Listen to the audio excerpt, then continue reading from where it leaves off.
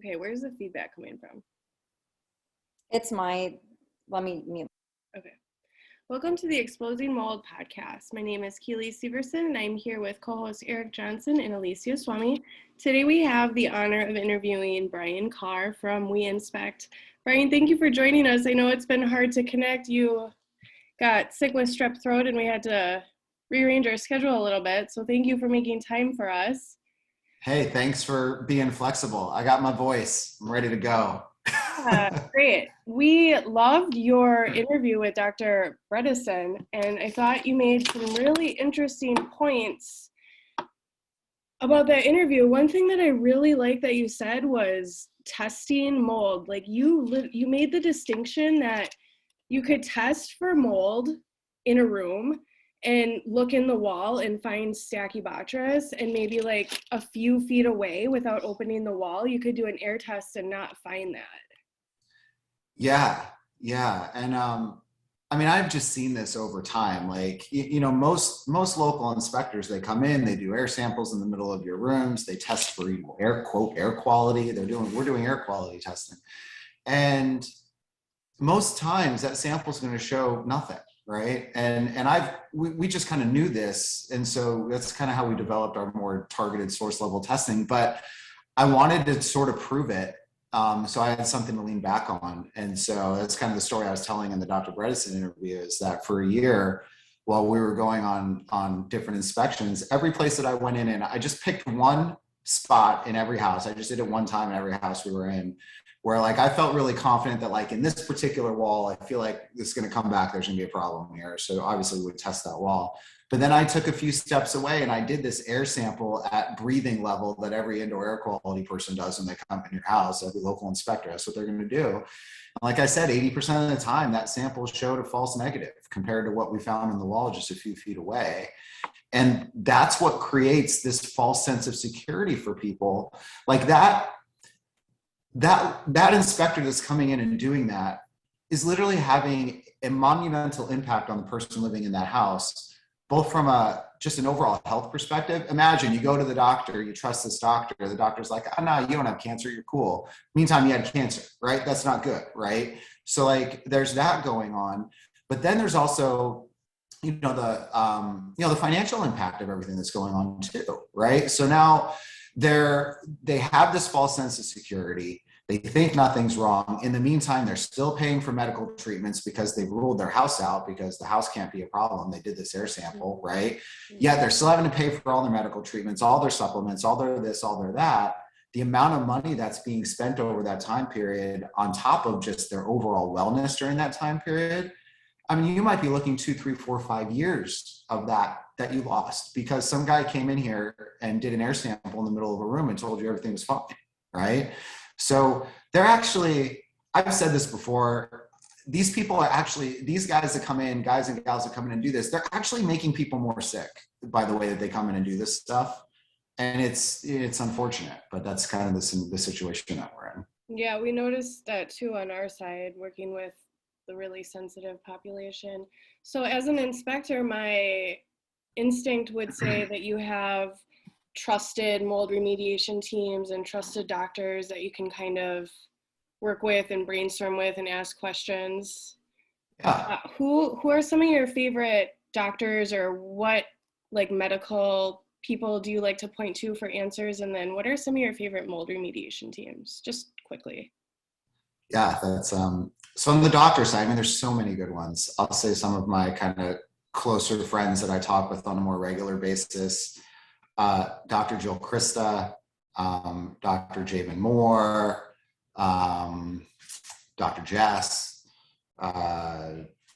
and then there's some other ones that are more like local that aren't personalities that we talk to as well. Like those three people are folks that you could find on social media. They're creating a lot of content. You could find them.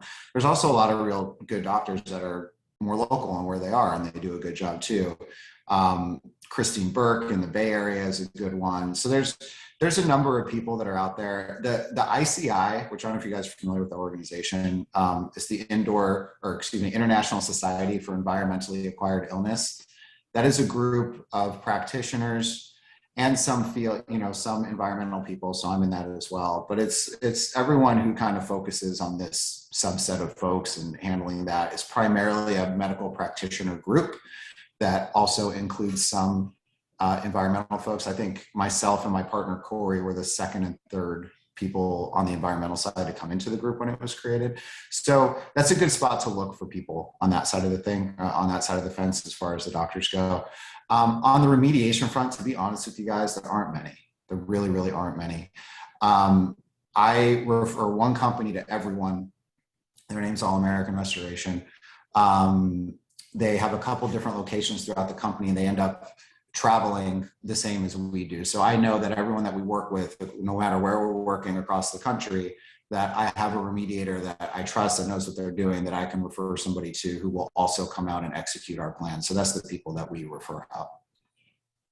Yeah, we're familiar with Michael Rubino's work with All American Restoration, and that he specializes in working with really sensitized populations. So I mean, if you have to pick a remediator, I guess that's probably the best one to go with.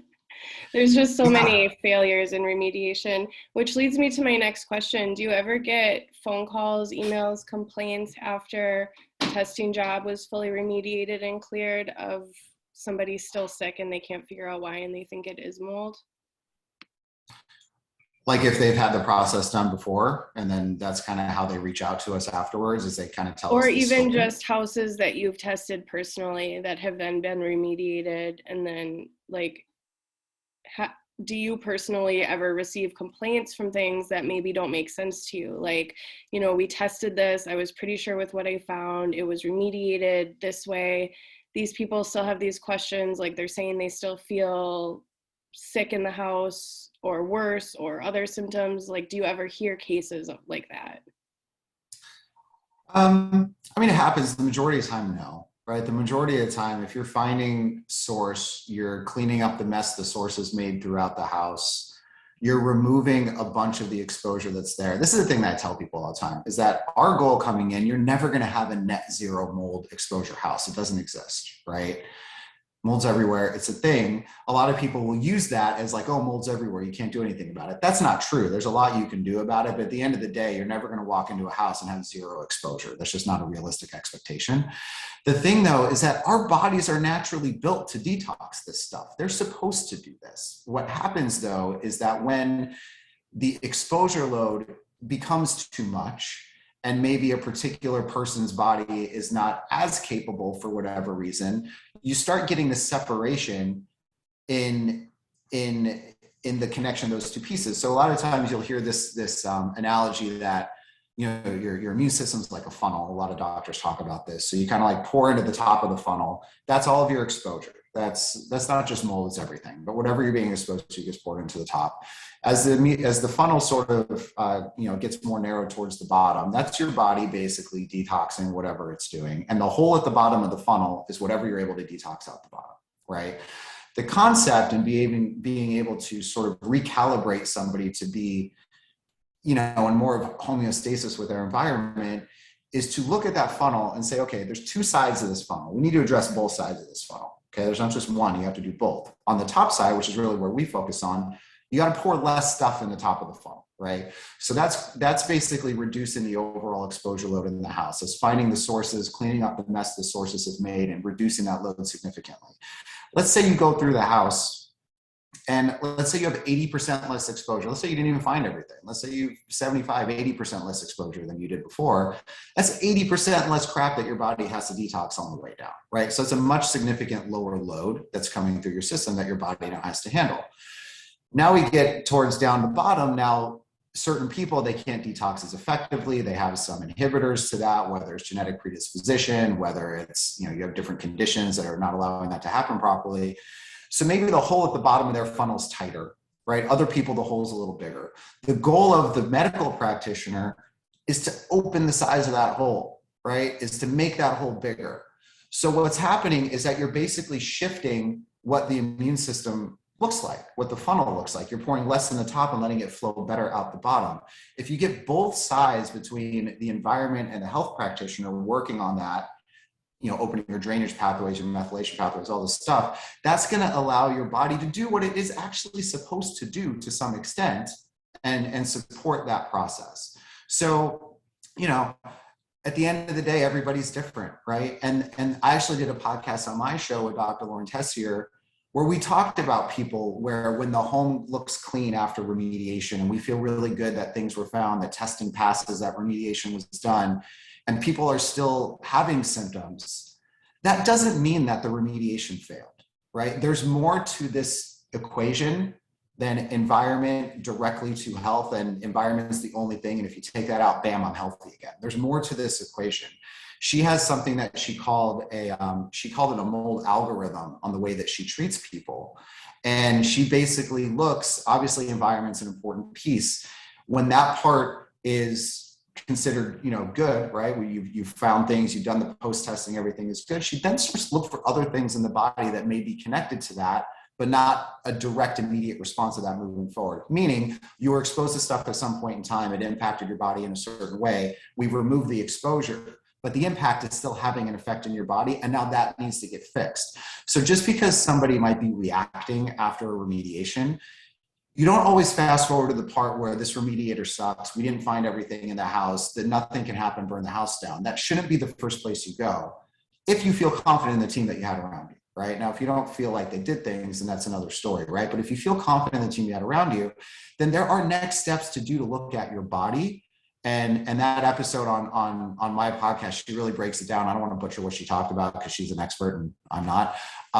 But she really breaks down like the next steps that you look for. And that's another one of the doctors you mentioned in questions. That's another one of the doctors I talk to a lot on the back end is Dr. Lauren Tessier.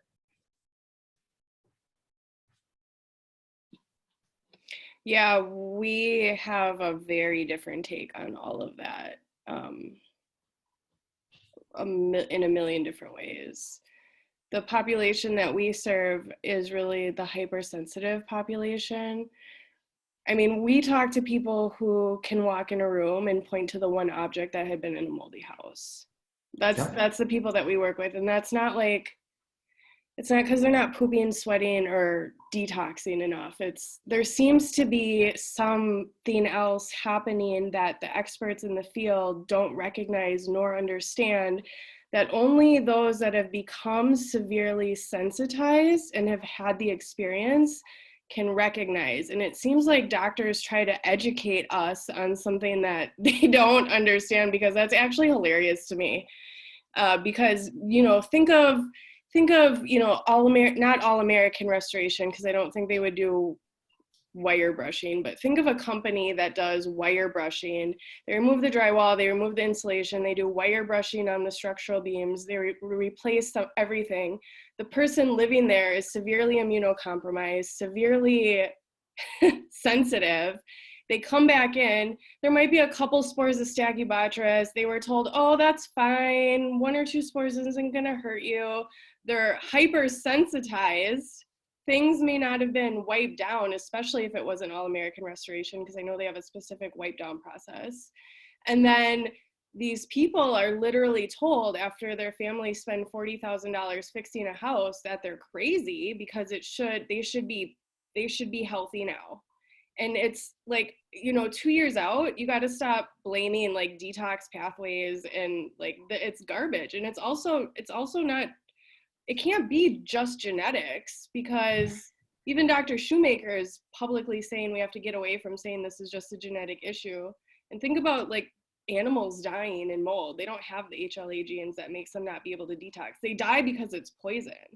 So yeah, we have like quite a few areas where we separate from that line of thinking, and we have to honestly guide the hypersensitive population, because it almost feels like this population has been hijacked by people who don't understand the medicine. I don't know. I actually don't think we're separate. I agree with every single thing that you just said. Yeah. The caveat on everything I said at the top of that was that the remediation has to be done the right way. Yeah. If the remediation and the inspection isn't done the right way, then everything you said happens. That's the key to the whole thing. And I can't tell you, like, the story that people come to us is the exact story that you said. That's how most people find us, because we specialize with the like same the group. medical teams aren't looking at that in terms of hypersensitivity. Like they're then turning around and blaming the body. That's my point, is that healthcare practitioners are not focusing on that side of things. They're literally turning around and blaming the body, and I think that's a big mistake. Well, I mean, I can't speak to how they practice. I'm not a doctor, obviously. So these are just things that I pick up from the doctors that I speak with. And Yeah. at the end of the day, I don't treat the body, right? My focus is the house. My focus is finding the sources, figuring out where they are. And you talk about All Americans cleaning plan. You know, we built that in tandem together. Like that whole wipe down process was our clients for a majority of that process over 2 years, figuring out how it worked and us working together and building out the process. So Find a higher success rate with that for the people who, like, do you have, since implementing primarily that with the wipe down process, do you come across fewer complaints from hypersensitive people? And how long have you only been recommending them? I mean, so when we first started, we weren't national at the beginning, right? We were in local markets. This was a family business. We learned how to do this from our fathers and father-in-laws. And there's a whole backstory on how we kind of got into working with hypersensitive people. And they really blazed the path for us to really set that up. And so they basically taught us what they had learned. And then we basically took that and said, there's so many more people that are calling us from all over the place, because we started presenting at medical conferences and we started explaining and sharing how we go through houses, how it's different than your normal people. And all of a sudden, everyone's like, please come look at our house, look at our house. We didn't have a way to do it. So we essentially figured out a way to service everyone, right? We created the footprint and the infrastructure to support, kind of doing this on a national scale. We had been working with Mike for years prior to the national sort of expansion of what had gone on. When we were in our more local areas, obviously we were referring everything to his company as well at the time, because they were local at the time as well in the particular market where he was, which was Northeast. And we had, another company in Southern California that we were looking at.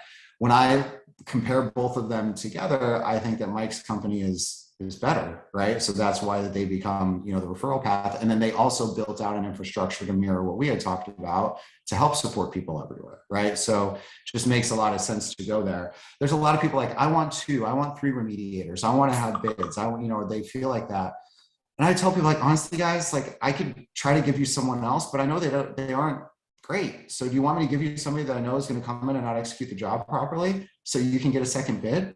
Or do you just want to talk to the people that I know do a really good job, and then maybe talk with them on alternatives and how to work out a plan that might fit better within what you can execute?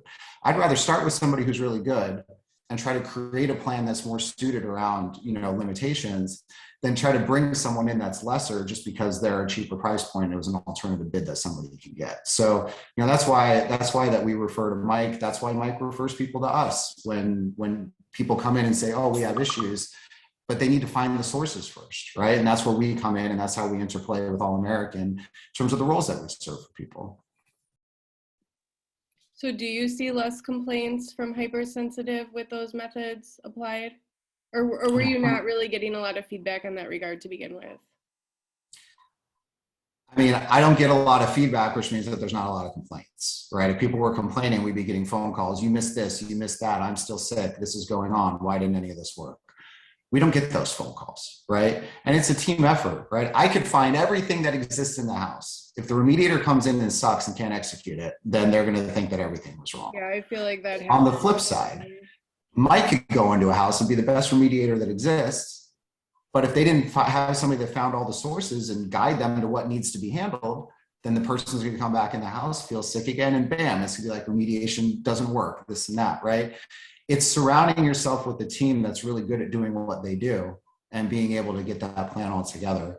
So, I mean, we've worked with the most of hypersensitive people. We've then worked with people that aren't quite on that scale, right? There's a scale of how sensitive people are. I mean, we worked with a kid a few years ago, moves into a house, his new family, his kid's 9 years old. Family moves into a new house. Within a year, the kid is in a wheelchair on a feeding tube, just destroyed. Right? Before this, the kid's playing like peewee football and stuff. He's like being a normal kid, completely destroyed. They spent a couple years trying to figure out what was wrong with them, doctor after doctor after doctor. You know how this process goes, right? Nobody really can figure out what's going on. Finally finds a doctor that puts the connection together. At the end of the day, he has mast cell activation syndrome that's triggered by a lot of the stuff that's going on in the house. They put the connection together. We get the referral from their practitioner that to come look through things. We find out that their basement is a pretty big problem. Their HVAC system is located in their basement, which is then spreading it all over the house. And there's a couple other source areas in the house that are going on. Kind of map out that plan. House gets remediated properly. 9 months later, the kid is back out of the wheelchair and living his life again, right? Now that's a very acute, like dramatic circumstance. I moved into a place completely demolished. The situation got fixed, my body responded, got well, right? This is a young kid that was resilient in that way, right? Not everybody falls into that category. Most people are not anywhere near that bad, right? In terms of what visibly people can see. And this is the thing I talk about. Just because you're not in a wheelchair with a feeding tube stuck in your stomach doesn't mean that what you're feeling isn't equivalent for you, right? Like this whole thing that I can't see that you're sick, so you must not be in a bad situation is kind of ridiculous, right? Like there's so many things that could be happening internally that are just traumatizing and demoralizing for us, and the pain and all the things that go with that. The point of the story is to say that, like, this is how this works. You find the source that's cleaned properly, you address everything in the right way, and that is a very visual example of how that how that worked across the board.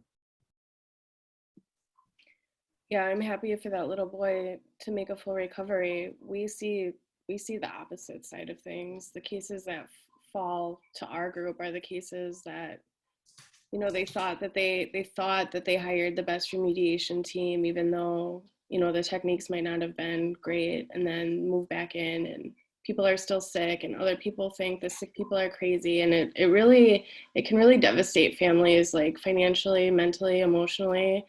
And unfortunately, those are more of the stories that we see because they're the ones that are like falling through the cracks a little bit. Yeah. I know that Michael's working hard to train more people on more remediators on sensitization. So hopefully he'll help elevate the standard of the industry that way. But I'd like to just pass the mic over to Alicia and Eric. I know Eric's going to be dying to ask you some questions probably.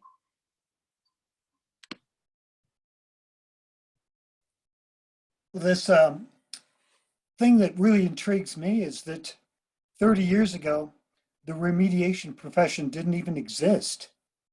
There was none of this. Yeah, I mean, this is very new. If you take like a very like macro view of what's going on right now, this is all new stuff. It's new from the medical side. It's new from the environmental professional side. You know, I make the comparison a lot. Like, look at the path that cigarettes took from when we first started understanding it was an issue to when something actually happened to make a change in that you can't smoke in places and this and that. That process took, not off the top of my head, I did all this for a project I was working on. I think it was 30 plus years for the first research to come out that linked cigarette issues, you know, to health problems, all the way to the point where there's actually some sort of legislation from a government entity that it can actually make some change. It's like a 30-year process, right? We're so early in the mold piece. We're like at the very beginning of that process, where on that kind of same trajectory of where cigarettes started. It's been proven. We know the connection. There's a bunch of research out there. It's not that it doesn't exist. It's just now at this point where it's not getting adopted, and everyone's still crazy and all this stuff. And we're still early on that there really aren't standards specific for hypersensitive people, for example. Like, that doesn't exist, right? And the standards that are out there and that were created are all kind of antiquated, right? They're not really updated. They don't really mirror the new research that comes out. And they're still doing things the same way they did it 10, 15 years ago. And there's just a lot of stuff that's been learned since then that needs to be updated and changed. And that's, you know, that's part of servicing a community that needs that, is that you need to be on top of that. So there are certain practitioners that do that. There's certain environmental folks like myself that do that. There's certain remediators like Mike that do that. And that's kind of, you know, to your point, that's kind of the issue, right? Well, one thing that really disturbs me is that back in the 1980s, the toxic overload, as you mentioned, the funnel hypothesis was very much in vogue. And it really didn't fit for certain buildings. Like this poster behind me is a representation of the early history of the toxic mold phenomenon, where certain hospitals, schools, EPA building in Washington, D.C., all showed up with people who got sick and did not recover, even if they were removed from the building. And in some cases, people even got worse. So some investigations were done, and they found a pattern of toxic molds, the trichothecene producers, in particular Stachybotrys chartarum. So over time, more and more reports of this particular mold emerged, and it came out that people can become so hypersensitive to these trichothecene producing molds that there's really no comparison between this type of mold and the other various molds, Aspergillus, penicillium, the common ones that are blamed. This is the one that shows up where people don't recover. And in the hypersensitization phenomenon, I've taken people to buildings where Stachybotrys was found, and they all complain, every one of them, instantly. In fact, sometimes we don't even have to get inside the building, just walk up close to the front door and people can sense it. So that's kind of where this moves from the realm of a building that can be remediated into a hypersensitivity phenomenon where people are so reactive that a possession that's brought out of the Stachybotrys building can affect them. And that's why we're curious about the remediation procedures, because if somebody is hypersensitive on that level, then their possessions or things that were brought out of another building into their house can be a driving force in their symptoms. Yeah, I mean, I've seen that happen too. I was years ago, I was actually working with a doctor on her house specifically. She had her own, mold issues that she was dealing with. Went through, found a number of things, she remediated, and we had talked to her about how to reintroduce her contents into her house. Because to your point, if something was contaminated before and it's not cleaned well enough before you bring it in, or maybe it just can't be cleaned for whatever reason, it's a cushioned item that can't be cleaned all the way. It's a super old antique where maybe it's just penetrated so far that there's no way that you can really get it, whatever the reason is. So she started reintroducing these things in a more calculated way versus what most people do, which is they just bring all their stuff back into their house at once because they're so happy the process is over, right? Like, oh, finally, I can move back into the house. And if you trigger at that point, you don't know what it is that triggered you. And exactly what you're saying, there could be certain items that really create that trigger. So what happened with this particular doctor, she did this and she kind of did things in a more methodical way when she was introducing stuff back in. And there was this one particular, and it was in her family for a long time. It was like an armoire or chest or something like that she had, and it was like passed down through her family. When she brought that back into her room, immediately she could just feel it. And it was like, okay, so you were okay in here after the remediation. You started bringing things back in. This one item triggered you. Okay, then at some point we have to start asking our question: what's more important, this item that's here, or this whole journey that we're on, and ultimately where we're trying to get to on the health side of things? And then that's when maybe for her, she discarded that item, so it wasn't there anymore. So I've seen very similar to what you're talking about. Yeah, I remember a guy in France who had an antique bedroom set that had been in his family for generations. And he's saying, it's killing me. I have to get rid of this antique, hundreds of years old. But if I get rid of it, my family's going to kill me. So I figured he was doomed either way. But yeah, that's exactly it. If you're at the level where a single item can, or chest of drawers or a bedroom set or something like that can be a driving force in your illness, then it's going to drive remediators crazy because they can do everything they want in terms of fixing your house, but that's not going to address those contaminated items. 100%. And so then are you judging the remediation of the structural components of the house and the cleaning of the whole house based on the fact that you brought contents in and you're triggering? It's not the remediator's fault, right? It's not at all. Thing, but right? If they don't know that, yeah. if they're not aware of that, then they'll blame the remediator. Of course. No, you're right. And that's why I think it's important. it's so hard when you can't see stuff, right? And so you just have to blame, like, obviously it's expensive, right? So something didn't work, somebody has to be to blame, it didn't work. And there's validity in that in some cases, of course, right? But in cases like this is why I'm kind of a fan of reintroducing things into the house in a more, kind of strategic way, instead of just dump loading everything back in. Because if something like that just triggers something, you have no idea, right? And then you're going to think remediation doesn't work.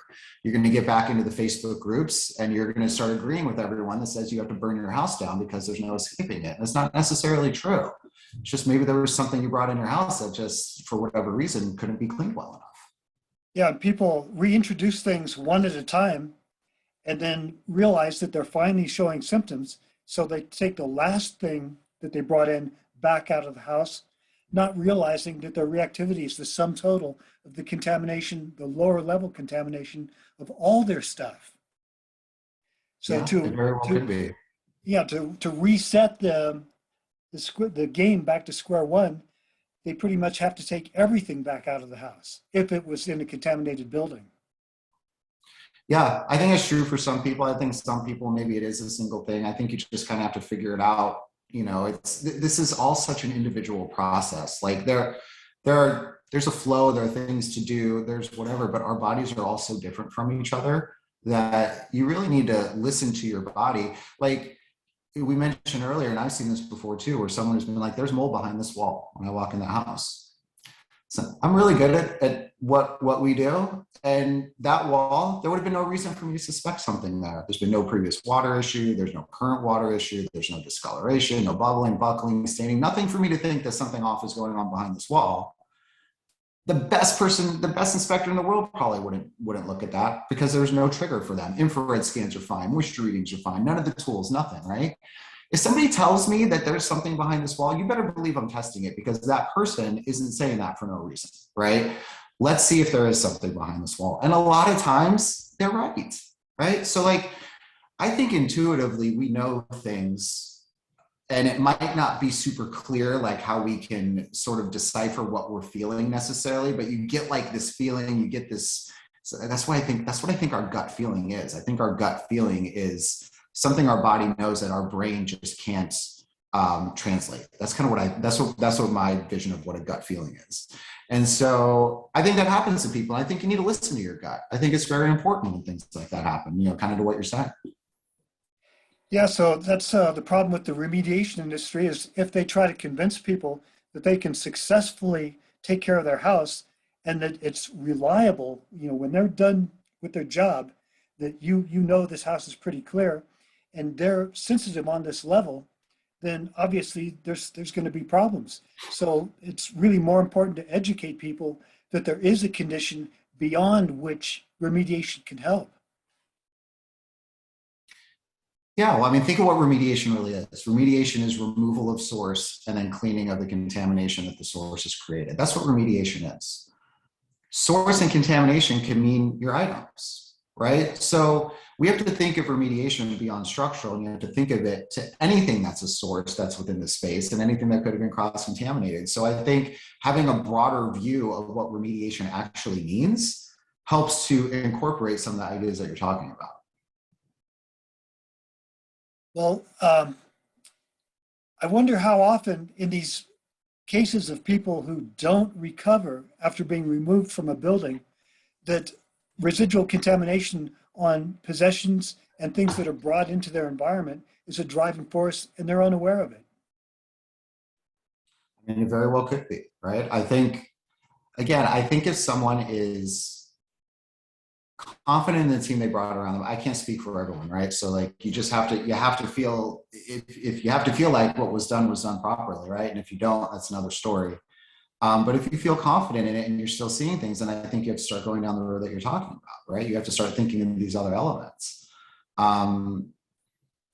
There's really not a way for someone to know if everything was perfect unless you're doing post-testing on the back end and you're validating that every source that was found was removed properly. This means you're not just doing air tests in containment spaces. That's not how you do post-testing, even though most people do it that way. You have to be testing the surfaces that were remediated. Mold grows on surfaces. It doesn't grow in the air, right? So to come in during a post-testing process, and do an air sample in the containment and it comes back clear, which is better, by the way, because an air scrubber's been running for days at that point. So if there's a problem in an air sample, then you really got something going on in that space.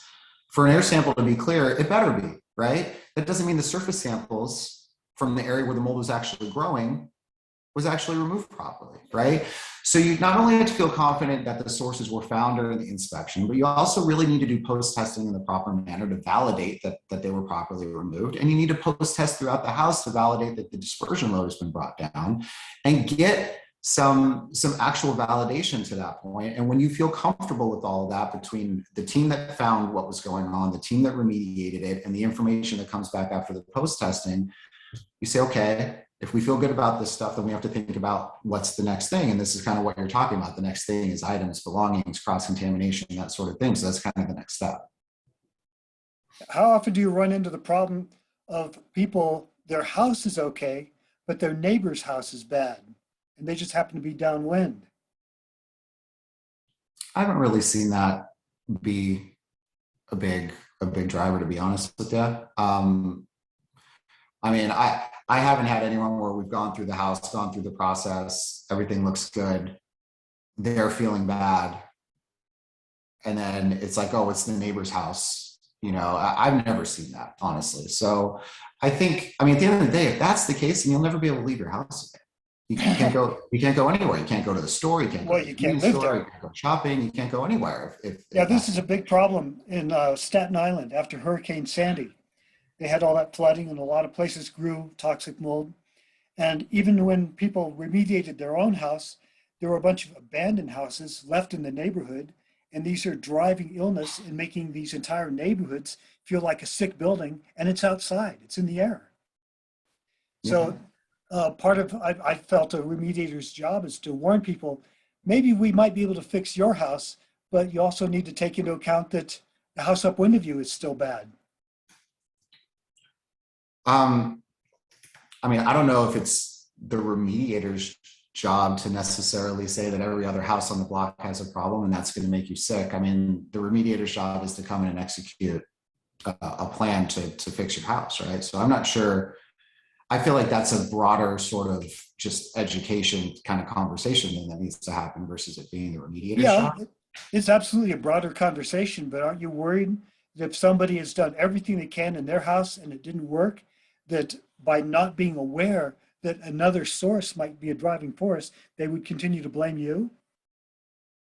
And I don't really get blamed for things, to be honest with you. People are pretty happy with us. So it's not something that I necessarily have dealt with personally. So it's not something I can really have experience doing.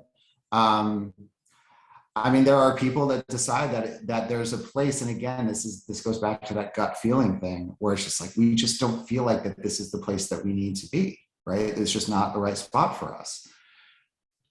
I feel like that feeling may come up in a scenario like that. You don't really know why, and you can't put your finger on it, but maybe in your heart of hearts, you just kind of feel like no matter what we do in this place, this isn't going to work for me.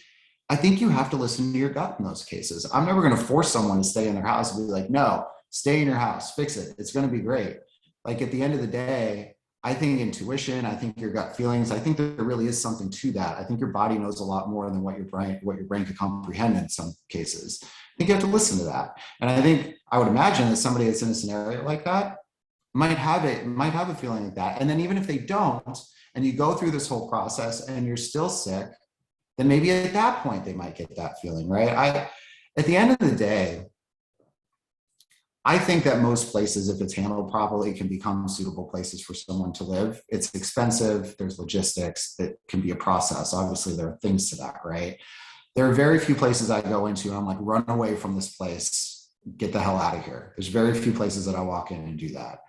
That said, if somebody's telling me when we're having a conversation, even after we do the assessment, we're kind of reviewing findings and reporting and everything, they're like, you know what, Brian, like, I definitely see all this and I see everything that you're showing me and I get it. They're like, I just think that we should move, even though we've invested in this already. I see all of this that's here.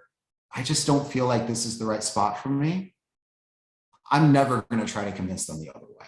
If you don't feel it's the right spot for you, then I think that you absolutely. should. But just as you've said, where the inadequacies of air testing can mislead people into thinking their place is clean and clear, when it's really not, because the testing just isn't really up to the task. So telling people that they can rely on this test is actually damaging, it's causing harm. Still, there's another level that goes into hypersensitization, where convincing people that the problem is we checked your house, we've done a good job, we got everything there is. So now if you have any further problem, it's probably not the house. This also might be very misleading in the same exact way, considering that the hypersensitive people cannot be, their problems can't be corrected this way. And I think there are some people that the house might not be good for them, right? I mean, I think we're kind of circling around the same thing a few times here. I think that there are people where that makes sense. Like St. Bernard Parish, after New Orleans flooded, the entire outside air became equal to a sick building. Anywhere else, you'd say, wow, this is a sick building, except it's outside. So how do you tell people, maybe you might not want to live here anymore? I mean, I would have no problem having that conversation with someone if that's what I really thought. You have to talk to people about what you really think, right? I've had people that are living in places where there have been massive floods and hurricanes, and it's like, okay, do we remediate this? Do you go somewhere else?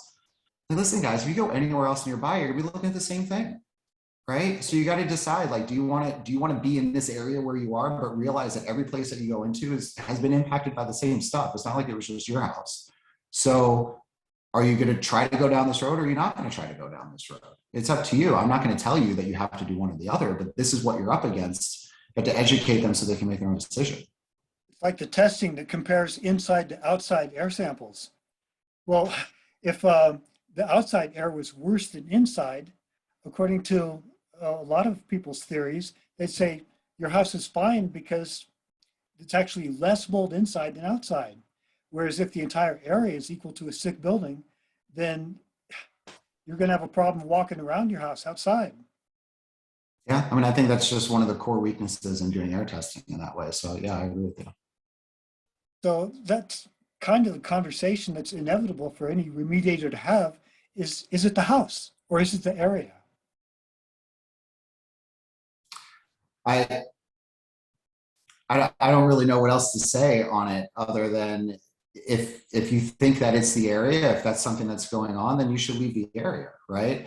I think it's a little, I don't think the expectation for a remediator to come in, remediator's job is to execute a plan. A remediator's job is not to inspect your house and figure out where the sources are and how it's moving around. So I think asking a remediator to be able to do that, I don't think that sets a proper expectation for people, right? I don't think it's on them to have that conversation with someone. I think if you know that and this is you're giving examples of hurricanes, right? You're giving some massive water flood events that impacted significant areas of places that's creating a larger localized issue in an environment that's outside. That's something that's just a general education thing that has to happen through podcasts, through places where people are seeking out information is something to consider, right? You know, I just use those as extreme examples, but it's happening on a smaller scale all over towns where, just as I say, somebody's house can go bad and it's affecting their neighbor, and the neighbor, it's driving them crazy because they can't figure it out. So I was just curious as to how often you're running into this and whether or not you have that conversation with people. I mean, I've never really seen that be an issue. Again, no one's really kind of reached out to us and been like, wow, we're still incredibly sick. None of this worked, right? So I haven't really gotten to the point with people where we're trying to diagnose some other thing that might be going on, right? So, it's unfortunately, I just can't speak to that. I guess I haven't really experienced that. As I see the progression of this phenomenon, I believe that you will be running into this more and more. And we may, so it's something to keep in mind for sure. Sure. Alicia? Yeah, Keely had brought up a good point just before. It's, if you're someone that's specializing in hypersensitive individuals, these are kind of conversations that you have to have with them. And it's just so strange, right, to have these type of conversations, because it's weird to think that maybe an environment might be bad, but it's also something that opens up a space for discovery to understand what the heck is going on in the environment that is making these homes bad all of a sudden, right? And I just wanted to circle back to your website. You say that you specialize in you have developed your own specialized inspection process for hypersensitive individuals. And I just wanted to know what that process is and if you can walk us through that. Yeah, it's really about understanding. I mean, it's so simple when you kind of say it, but then the execution of it is, you know, you have to be able to execute it.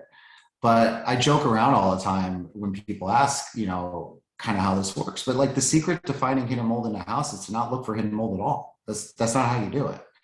You need to understand historical water issues that have impacted a space. You need to understand what signs of water damage look like beyond looking at a moisture meter, beyond looking at an infrared camera, because most times those are not showing any problem. There are cues and triggers. When I first started way back when I was doing this, my very first inspection, I went out on my own after I'd been, you know, trained to the point where I was ready to do it. I went into this condo. The client was incredibly sensitive. This is like way pre-COVID. This is like 10 years ago. He had to wear a mask everywhere that he went because he was so sensitized by both mold and chemicals. He had MCS too, that he couldn't walk into a building without wearing a mask. So I first meet this guy and he's wearing a mask, and I'm just kind of wondering, like, why is this guy wearing a mask? Like, I had never really seen this before.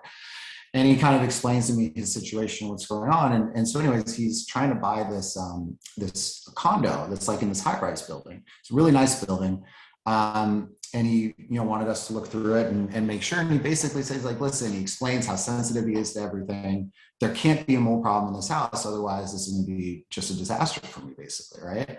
And there's a lot of pressure under that situation. It was the first time I'd ever really had somebody sort of express like how important this was for them, you know?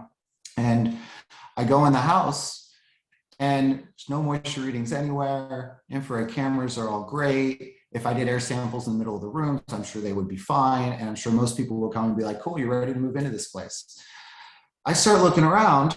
And so one of the things that we're doing is, you know, we're looking for these signs of water damage that are really the key triggers that there's possibly mold hiding behind these areas, right? So one of the things I see kind of across the majority of the condo is that there's just a little bit of bubbling in the bottom of the baseboards around a good chunk of the condo. And so, you know, kind of like bubbling paint. If you looked at it, it's like bubbling out a little bit. But it wasn't really dramatic in any way, but it was just kind of like a very minimal amount that was sort of consistent along a lot of it. So initially, my first thought was, were like maids cleaning this place with just like extra water or moisture or something, and maybe it soaked into the baseboards when they were mopping or something? I'm trying to kind of figure out what's going on. And as I go around more and more, I just had this feeling like, I feel like that there's been a flood in this house. I just kind of feel like there has, that the realtor's not disclosing, no one's talking about. I couldn't explain why I'm seeing this kind of extensive, really minimal sign of water damage across a big chunk of the house. It's been making sense to me. I go tell this to my client. His name was Nick. And he's like, they didn't tell me anything about that. I'm like, hey, listen, do you think that we can just call the building outside of the realtor and maybe just ask them if something has happened here, right? We call the building, get like, you know, the building maintenance guy or whatever. He's like, oh yeah, there used to be an elderly guy that lived in this unit, and he started a bath and then forgot about it and flooded out almost the whole thing. It's like, holy crap. Like, I immediately look at him like, you're not moving in this place, so we should just walk out of here. Like, it doesn't make any sense. He's like, no, I really, really like this place. I ended up having to I tested all the walls that had an issue. We tested like 20 something walls in here. And almost every one of them came back with a problem hidden behind the walls. Nothing visible other than like a millimeter of bubbling paint at the bottom of the baseboard, right? This is the process for inspecting a house for someone who's hypersensitive. It's understanding what water damage looks like, is understanding that something could have gotten wet 15 years ago and mold could have grown as a result of it. And then the water source went away, but the mold is still there and it doesn't go anywhere. And furthermore, that it actually dries out when the water goes away, becomes more brittle, and can impact the living space even more so than an actively growing colony can. So it's understanding how it grows, why it grows, where it stays, and what the signs of that are. And then it's beyond anybody's fancy moisture meter or infrared camera.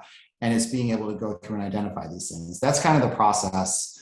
in terms of, kind of a broad scope. But basically we go through all, different rooms, and there's specific things that we're looking for. And then in turn, there's a broad scope that we do throughout the room as well for anything that's suspect. And most of what we identify for our clients when we're talking about sampling, there's no moisture anywhere, right? There's nothing there, but that most of the time there's still issues in those places. So that's kind of the core. The core is understand where the source is and how to identify the source, but then secondarily, how that source has basically impacted the living spaces, and in turn, your ventilation system. A lot of people have some sort of ventilation system that's going on, how all three of those are interplaying together, and how we need to remediate each one of those separately in order for the whole house, which is a complete living system, to then be able to not continuously spread and move things around. Because you can find every single source in a house, remediate them completely well, but if your HVAC system is still compromised or you haven't cleaned the house properly, you're still going to be exposed when you come back in the house, and you're going to think that remediation doesn't work. So you have to address these different levels of the house together. You have to understand what's happening at those levels and put a plan in that addresses them together. Great, thank you for that. And I'm just curious, since you've been in the game for a while, and from your site again says you're a second generation environmental consultant, are you seeing a rise in requests for testing, or are you seeing a rise in illness, possibly for mold in people's homes? I think we're seeing both. I actually don't think the rise in illness has risen necessarily. I just think the understanding of what's creating it has risen, right? So that there's more connection to the fact that environment is triggering some of these things that used to be looked at as chronic fatigue or fibromyalgia, or I have brain fog or whatever.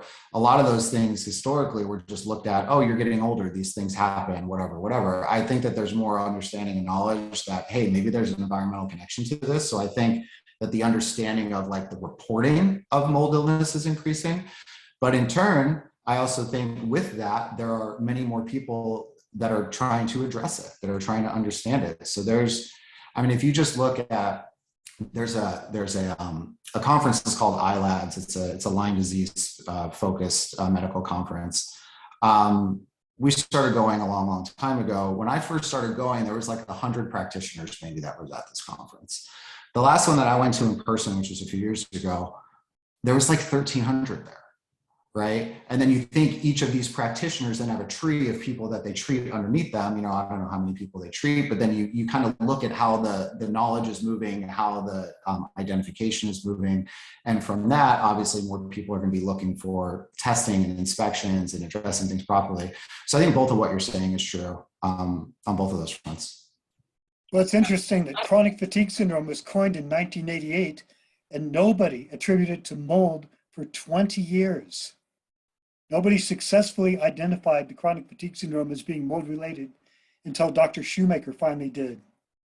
Yeah, it was a catch-all diagnosis when you didn't know what was going on. Like, oh, we don't know what's happening. This guy's fatigued all the time. Bad chronic fatigue, done. We've got a diagnosis we could plug it in the machine and give a pill for. Actually, it wasn't a catch-all diagnosis. The instructions say to rule out everything that's known to cause a similar condition. Any kind of fatigue must be ruled out, and to look for anything that's left.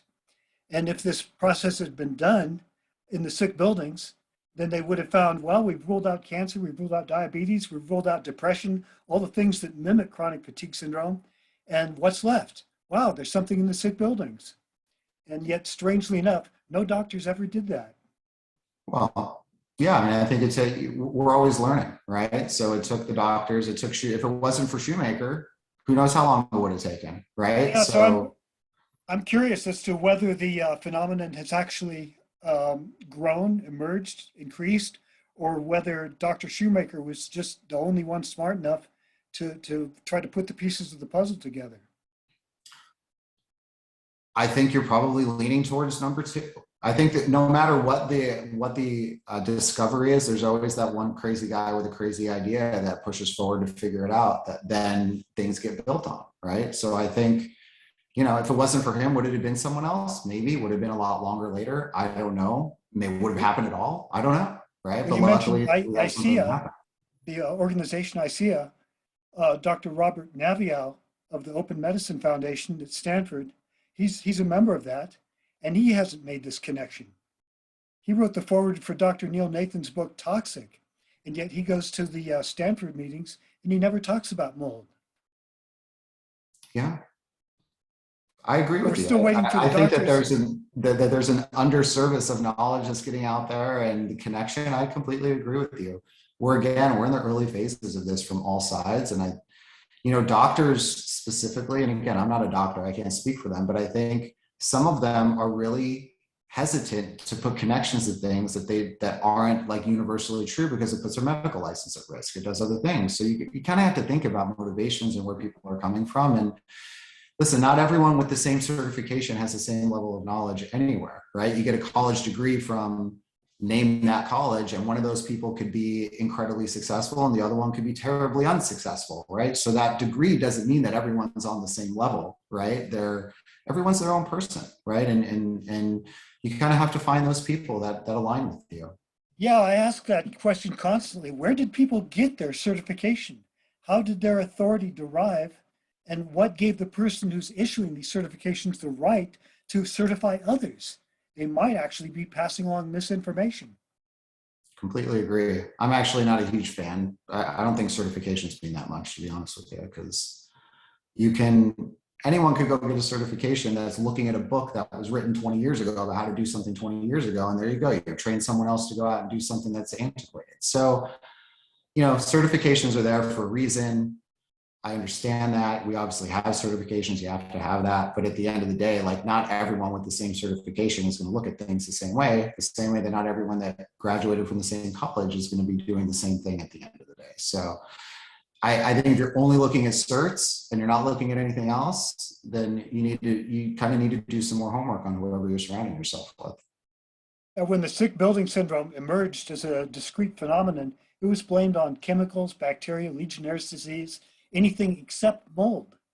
When the sick building indoor air quality profession finally accepted mold as a factor, even though they had no knowledge of mold, it was simply assumed that their credentials, their certifications, the letters next to their name carried over into mold when many of them had never looked into mold at all. Yeah. Again, I agree with you, right? It's not that I'm disagreeing. It's that people are learning as they go. I think that this is something that's continuing to get press, if you will, and not from mainstream, but just from people who are spreading the word. That's the good thing about where we are now, is that we can spread knowledge where we can and access it where we can.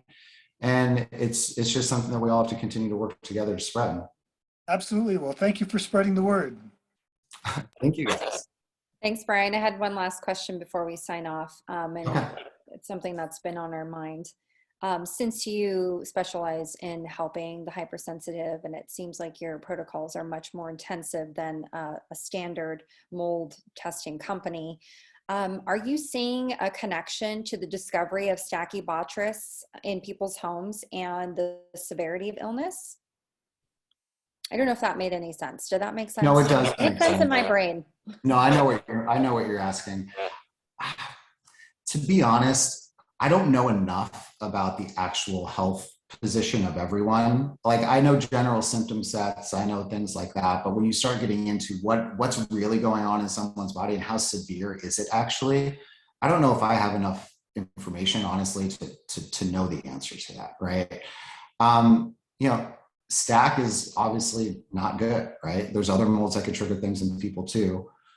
There's other molds that create toxins as well, right? There's a lot of components to it. I don't know if I have the information that can specifically tie like that to what people are feeling necessarily. So yeah, unfortunately, I don't know if I can really kind of dive into that piece of it. Okay, great. I don't have any more questions. Eric or Keely, do you have any closing questions for Brian? All right. Perfect. Well, where can our audience members find you, Brian, if they want to work with you? Yeah, our company is called We Inspect. YesWeInspect.com is our website where you can, provide some information on what's going on with you, and we can see, if we're a good fit to work together. The other main space, my Instagram page, it's at Mold Finders. We share a lot of stuff there as well to kind of help. And I have my own podcast called Mold Finders Radio. over 100 episodes at this point. I basically try to empower people and share a bunch of stuff that I can to help them along their journeys as well. So if people are looking for some resources just to get access to, no cost, just sort of, learn what they can, those are some places they can do that. Fantastic. I'm going to go ahead and do our closing. Thank you everyone for joining us today. It was a great conversation with Brian. Thank you for being patient with us and answering all of our crazy questions we have coming your way. We're just really curious. And again, the patient population that we deal with is very, very hypersensitive. And so me, Keely and Eric have become very hypersensitive. So we're very hardcore when it comes to mold testing and mold remediators. Not sure if you heard our Rubino episode, but we were pretty crazy with him. We were like, do you know this? Do you know that? Do you know that? Are you this honest? Are you willing to say this or that? And so that's just who we are, because we really want to protect everyone that we're serving, and we want to make sure people are, provided with fair service, and also that these people like you, like mold testers, are just being extremely honest with them, even if they hit a wall where, hey, your home can't be remediated anymore, you're still sick, you might need to think about leaving. These are hard conversations, but these are conversations that should be had. And so thank you again for joining us. Please check us out on all podcasting, for some reason I can't talk today, all podcasting locations, and also check out our GoFundMe and Patreon pages. We have a wonderful educational group that you can join. It's very low cost, and we provide a lot of great information. Thank you everyone, and we'll see you next time.